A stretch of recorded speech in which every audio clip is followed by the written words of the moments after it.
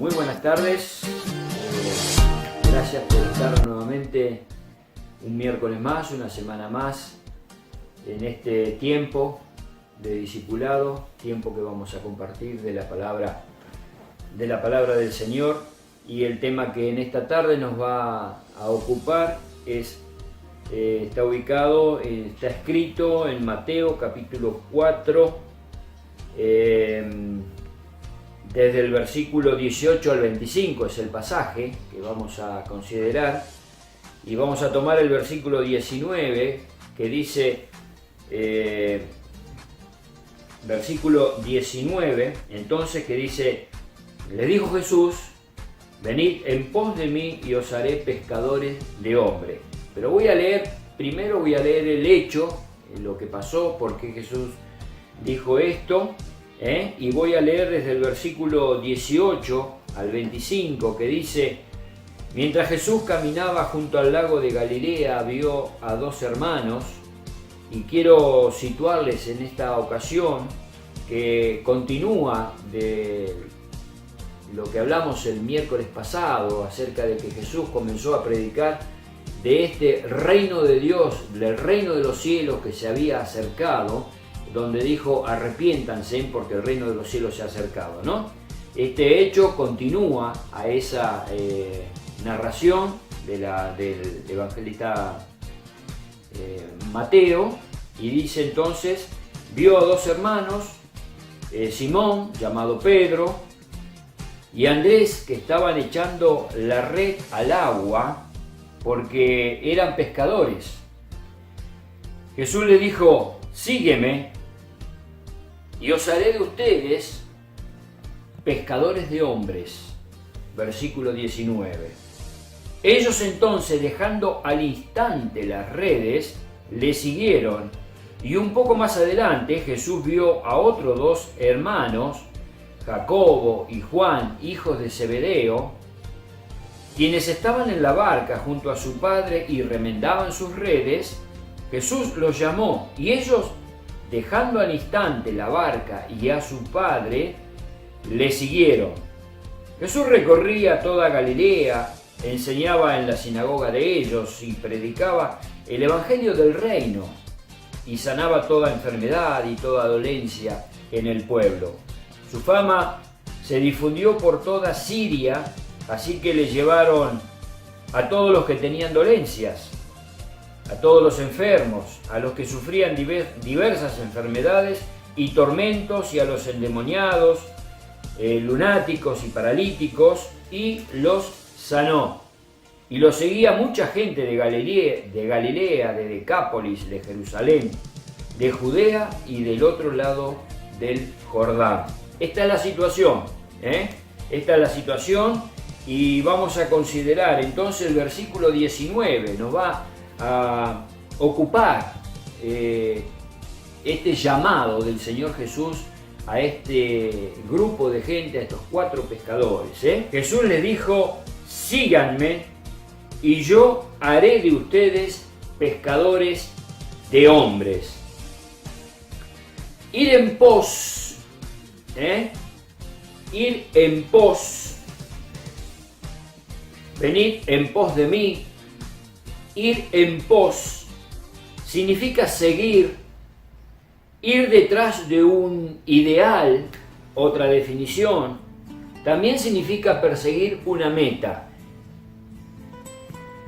Y a los discípulos, en la época de Jesús, a partir de este momento que el Señor Jesús comienza a llamar a 12 hombres puntualmente, le seguiría un montón de gente, pero él llamaría a 12 hombres puntualmente, sobre los cuales haría el cimiento de la naciente iglesia que iba a ocurrir después, relatada en el libro de los Hechos, y después de su partida, donde se ampliaría el mensaje de salvación no solamente al pueblo de Israel, sino a toda nación, pueblo, tribus y lenguas, a todos los que llamarían después el pueblo gentil. Entonces, a los primeros discípulos se los llamaba seguidores. ¿Por qué? Porque esta era la definición de discipulado. Ir en pos o ser seguidores. Ir en pos significa entonces, repito el concepto, seguir también significa ir detrás de un ideal o perseguir una meta. Esto básicamente sería lo que Jesús haría con esta gente. Entonces se los llamaba seguidores.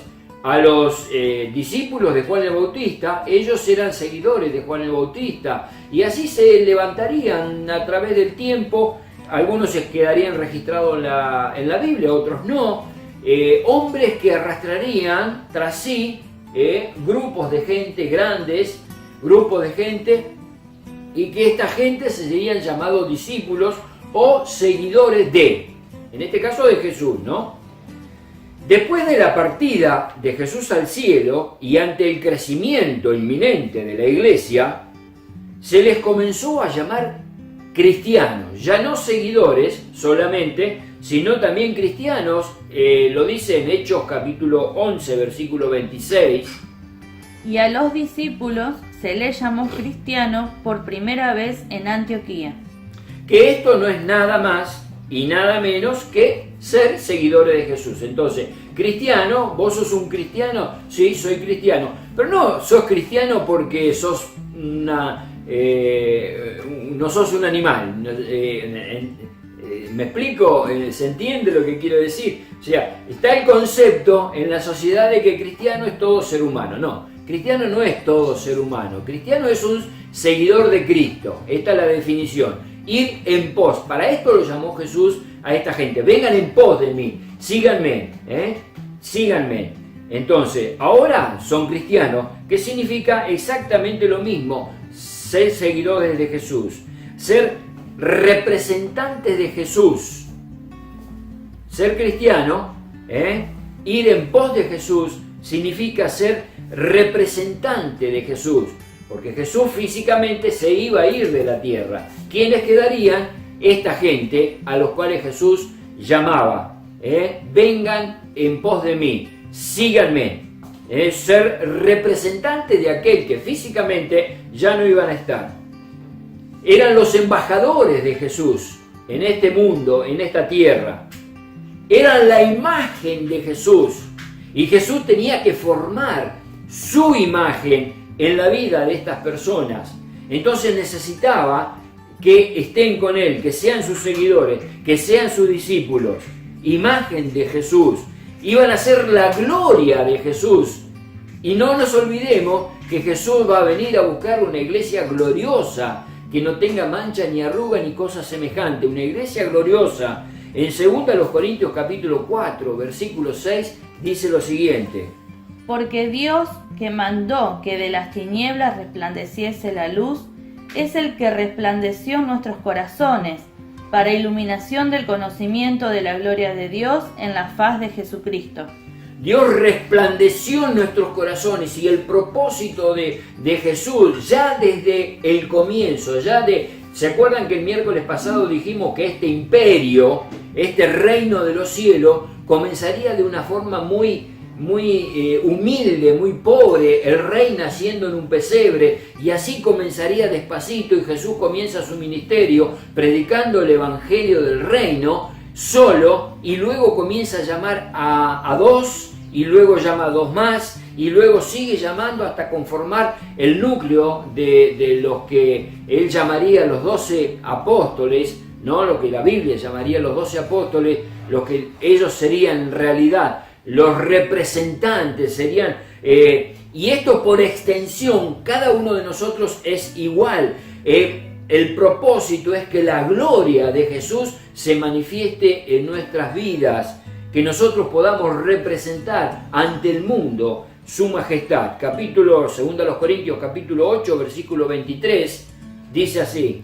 En cuanto a Tito, es mi compañero y colaborador para con vosotros, y en cuanto a nuestros hermanos, son mensajeros de las iglesias y gloria de Cristo. Y gloria de Cristo. Efesios capítulo 1, versículo 12, dice, también hablando de esto, de la gloria de Jesús, de la gloria de Cristo, esto. A fin de que seamos para alabanza de su gloria, nosotros los que primeramente esperábamos en Cristo.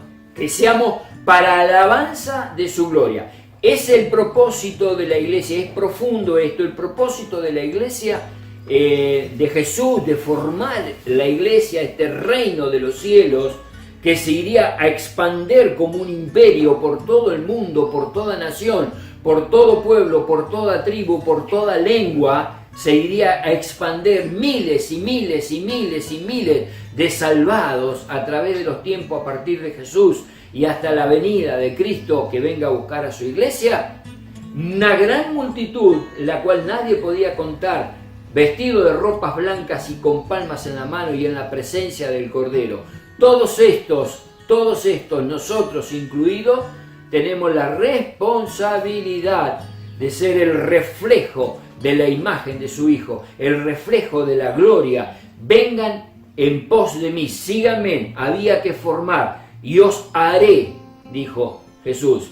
Le dijo a los discípulos proféticamente, les voy a hacer, voy a fabricar de ustedes. La palabra hacer significa fabricar. Voy a fabricar de ustedes trabajo, mano de obra, ocupación.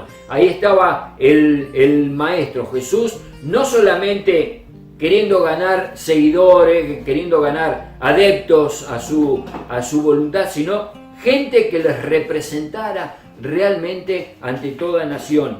Esto significa que Cristo Jesús trabaja con y en nosotros, trabaja con y en nosotros, nos moldea cual alfarero, dice Romanos capítulo 9 versículos 20 y 21.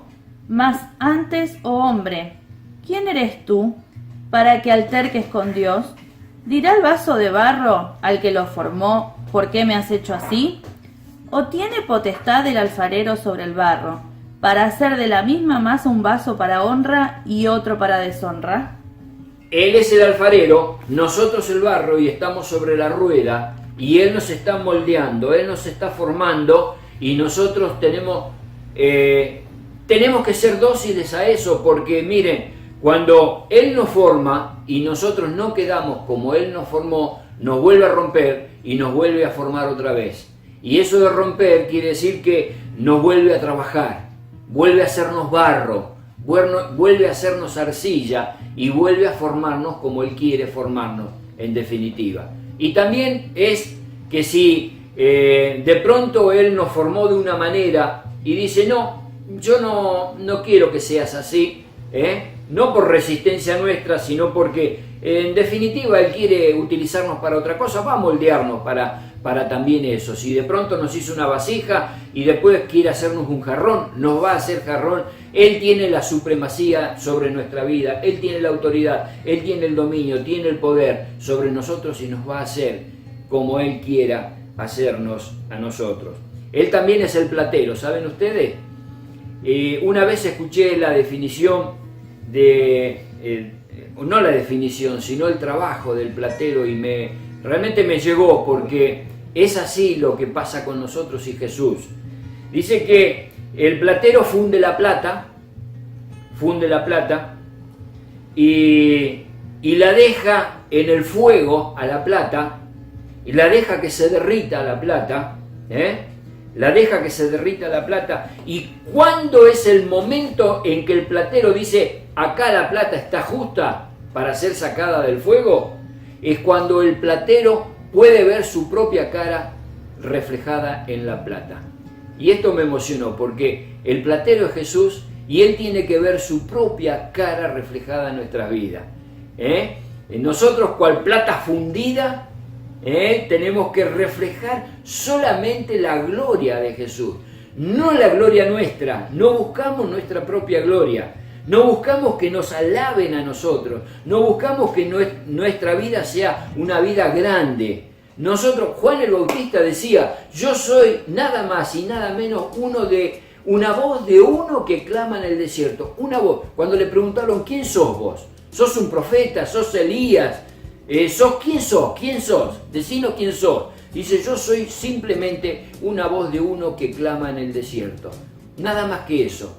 Y por eso que la Biblia dice que cuando hacemos solamente lo que nos fue pedido, tenemos que decir, siervos inútiles somos. O sea, nunca el reino se extiende y va creciendo en grandeza para nuestra grandeza. Nosotros no somos nadie, somos siervos, solamente siervos en la mano del alfarero.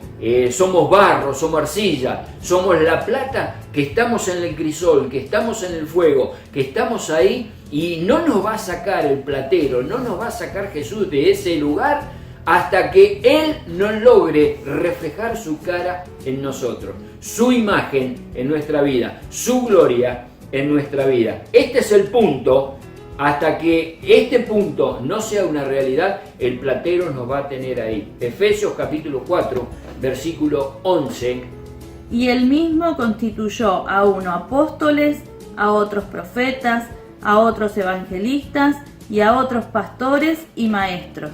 Él mismo constituyó. Constituir significa formar, componer. Él mismo constituyó. Él se ocupa de esto. Le dijo Jesús a Pedro y a Andrés, dijo, vengan en pos de mí, síganme, y yo los voy a hacer, yo les voy a hacer, yo los voy a constituir, yo los voy a formar, yo los voy a componer como yo quiero, a mi imagen, a mi semejanza.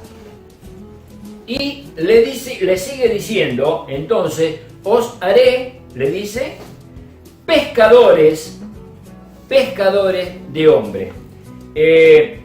El propósito con que Jesús le está diciendo a estos hombres era que este era un lenguaje que ellos conocían muy bien. Ellos comenzarían a desandar un camino largo y sin duda desconocido, que era el camino de Jesús. Pero vengan en pos de mí que los haré pescadores. Este lenguaje lo sabían y lo subrayo porque es importante este tema.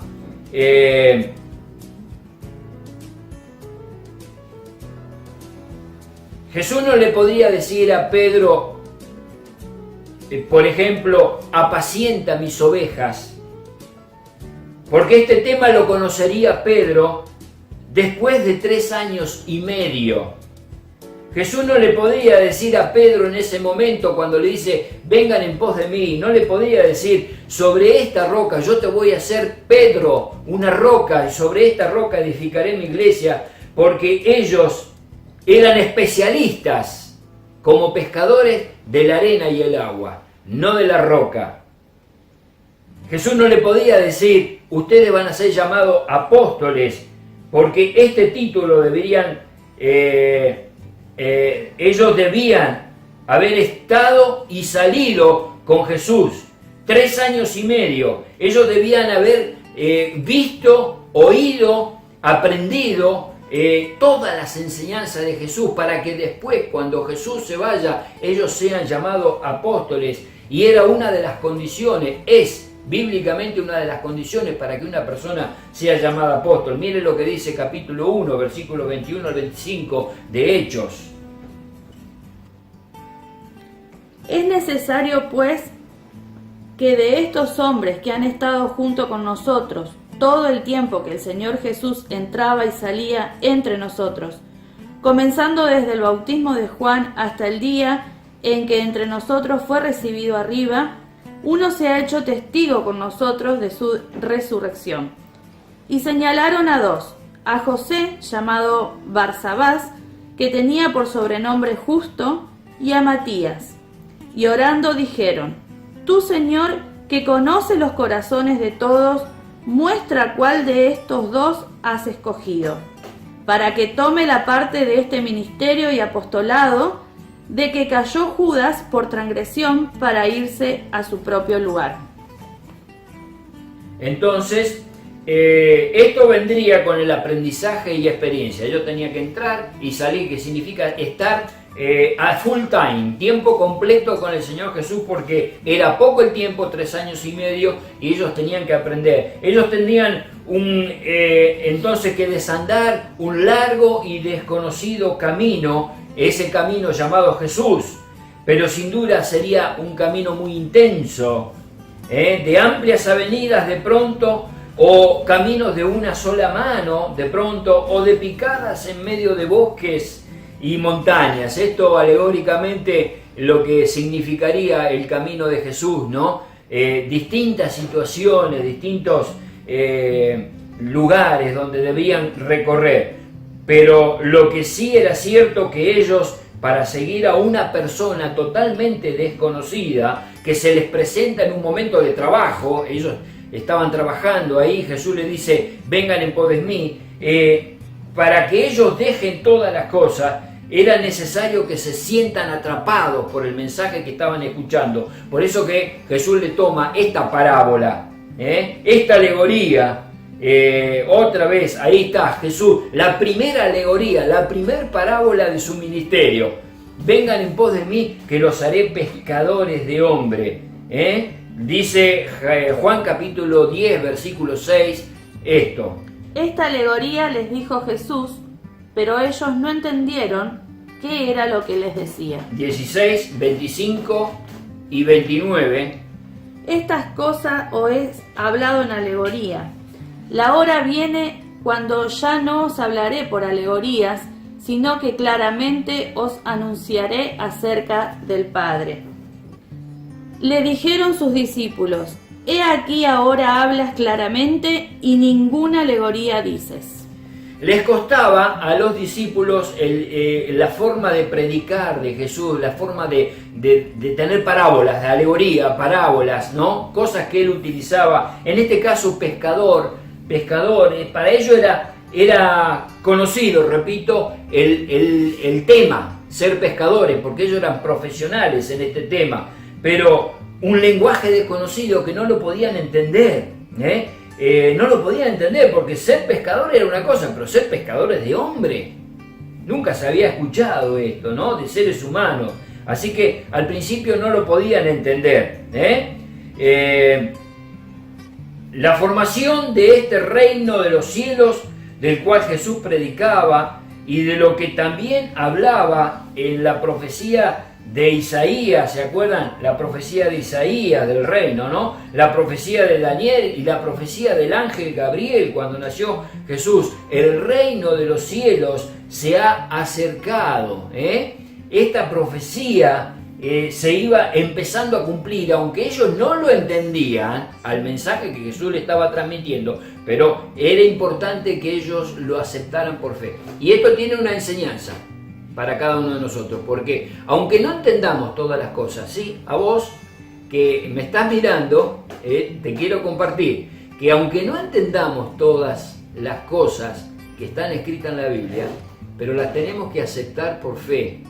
Un día el Señor nos va a revelar. Hay una palabra que se llama rema. Rema significa palabra de Dios. Y hay en cada mensaje que Dios nos transmite, hay una rema para cada uno de nosotros. Personal, individual. Que Dios te habla a tu corazón, que Dios te habla a tu vida. Ahí personal. Bueno, eso es lo que entendieron. A lo mejor ellos no entendieron otra cosa que vengan en pos de mí. Lo entendieron quizás esto, pero sí entendieron que eran pescadores. Lo que no entendían era lo que seguía ahora, ser pescadores de hombres. Esto, wow, no les entraba en la cabeza, ¿no? Pescadores de hombres. ¿No era esta una profecía de un nuevo ministerio en el naciente reino de Dios? No aparece como don del Espíritu Santo.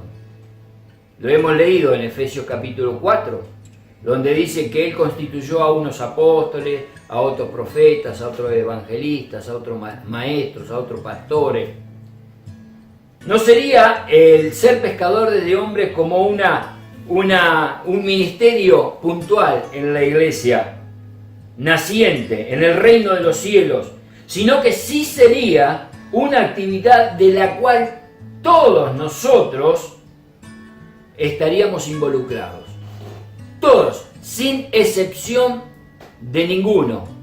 Todos los salvos, desde el momento que somos salvos, que nuestros pecados fueron perdonados y fuimos trasladados de las tinieblas al reino de su amado Hijo, desde ese momento que pertenecemos a la familia de la fe, que pertenecemos a los salvados, al reino de su amado Hijo, desde ese momento ser pescadores de hombre es una actividad que nos involucra a todos, cualquiera, independientemente al ministerio puntual, al don puntual, a la forma que el alfarero quiso formar de cada uno de nosotros. Todos tendríamos algo que ver en esto de ser pescadores de hombre.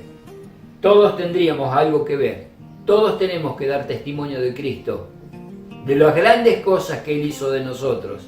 Todos tenemos algún compromiso familiar, algún compromiso social, del cual con alguna persona, algún hijo, algún esposo, alguna esposa, algún hermano, algún pariente, algún vecino, alguien tenemos que Jesús nos pone en nuestro camino, nos cruza en nuestro camino, del cual tendremos que hablarle de Jesús, porque somos representantes de Cristo. La gloria de Cristo se va a manifestar en nosotros y entonces inevitablemente el mundo va a decir, esto pasa, algo pasa con esta persona. ¿Qué es lo que pasa? ¿Qué ha hecho este hombre contigo? Como le dijo en una oportunidad a uno de los que ha sanado Jesús. ¿Qué hizo este hombre contigo? Entonces, pescadores de hombres. Entonces, y aunque no lo entendamos a esta actividad, no importa, la aceptamos por fe y sumisión al Señor, a ese alfarero que nos va moldeando. Estamos dando vuelta en el torno, estamos dando vuelta, y ahí el alfarero con sus manos llenas de barro como nosotros. Miren, las manos del alfarero se llenan de barro como el barro que está formando. Esto quiere decir que es tan íntima la actividad que tiene el alfarero con el barro, que se hace uno. Y esta actividad que Jesús tiene con nuestras vidas, como el formador de nuestras vidas, como el platero de nuestra vida, es tan íntima con nosotros. Yo los haré pescadores de hombres, que no vamos a tener que nosotros pedirle que nos haga pescador, porque Él nos va a poner las personas en nuestro camino a los cuales nosotros le vamos a tener que transmitir, o le vamos a tirar la caña al anzuelo para pescarlos, entre comillas, ¿no? Siguiendo con la parábola de Jesús. Pero esta imagen me gusta, me place, me emociona, la del alfarero que se mezcla de barro, no se pone guantes para trabajarnos, para que sus manos no se ensucien. Sus manos se ensucian con nuestra esencia, con nuestra vida, con nuestro ser, con nuestra humanidad. Como el alfarero se le ensucian las manos con la arcilla que está trabajando y rueda el torno, y ahí está sus manos moldeando lo que Él quiere formar de nosotros. Así que los voy a hacer pescadores de hombre. ¿Y cuál fue la reacción, la actitud que tomaron estos hombres ante semejante mensaje? Versículo 20 dice, entonces ellos, dejando al instante las redes, lo siguieron. Las redes significaban el profesionalismo de ellos, el trabajo de ellos. Dejando al instante, ¿qué actitud? Esa es la que tenemos que tomar. Versículo 22 también dice, ellos dejando al instante la barca y a su padre está hablando de Jacobo y Juan, hijo de Zebedeo, dejando al instante la barca y a su padre, lo siguieron. Esa es la actitud que debían tomar, como el barro, dócil, sencillo, que no opone resistencia, que no tiene forma de decirle ¿por qué me haces así?, de criticar a su creador o de objetar lo que el creador, las manos del alfarero, está haciendo en su vida. Y esto era a tiempo completo para ellos. Jamás volverían a pescar profesionalmente. Sí lo harían ocasionalmente, en alguna vez. Jesús los fue a buscar al mar cuando ellos estaban pescando, ocasionalmente, pero ya no profesionalmente. Porque este llamado cambiaría su vida para siempre. Y puede ocurrir que el llamado de Jesús hacia mi vida o hacia tu vida cambie tu vida para siempre. y va a cambiar tu vida para siempre. Cualquiera sea el ministerio, independientemente al ministerio que el Señor Jesús te quiera encomendar, independientemente a esto, a la forma que el alfarero quiera darte tu vida. Pero el llamado de Jesús, vengan en pos de mí y los voy a hacer pescadores de hombres para tu vida y para mi vida, como la de ellos, la de estos discípulos, cambió su vida radicalmente. Jamás volverían a ser lo de antes. Jamás volveremos nosotros a ser la persona que éramos antes de conocer a Cristo. Es imposible, dice una canción que vamos a escuchar ahora, es imposible que choques contra su cruz y sigas siendo igual. Es imposible. El que choca contra la cruz de Cristo, el que se enfrenta con la cruz de Cristo, el que se enfrenta con el llamado de Jesús, vengan en pos de mí y los voy a hacer pescadores de hombres, es imposible que siga siendo igual. Te transforma, te cambia, sos otra persona. Esto pasó con estos pescadores de peces que se convirtieron en pescadores de hombres. Dios te bendiga.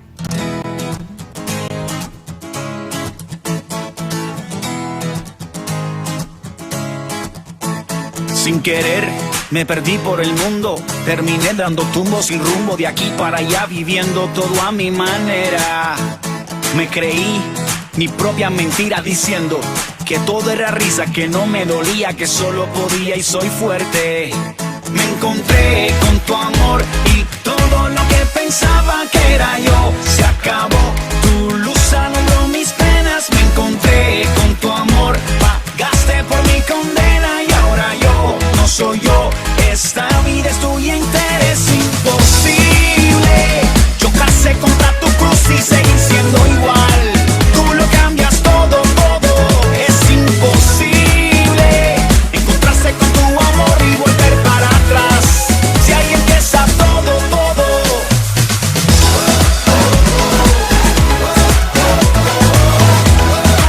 Tú lo cambias todo, todo.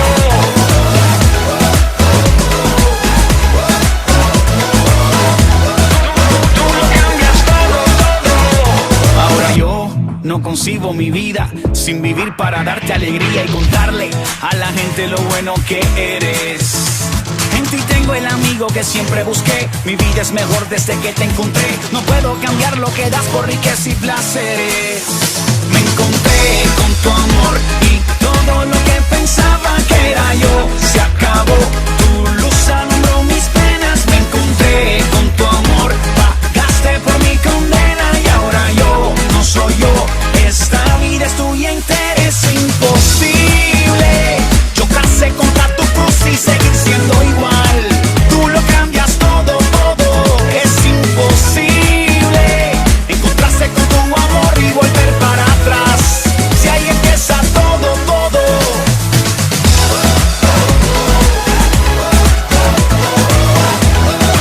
Tú lo cambias todo, todo.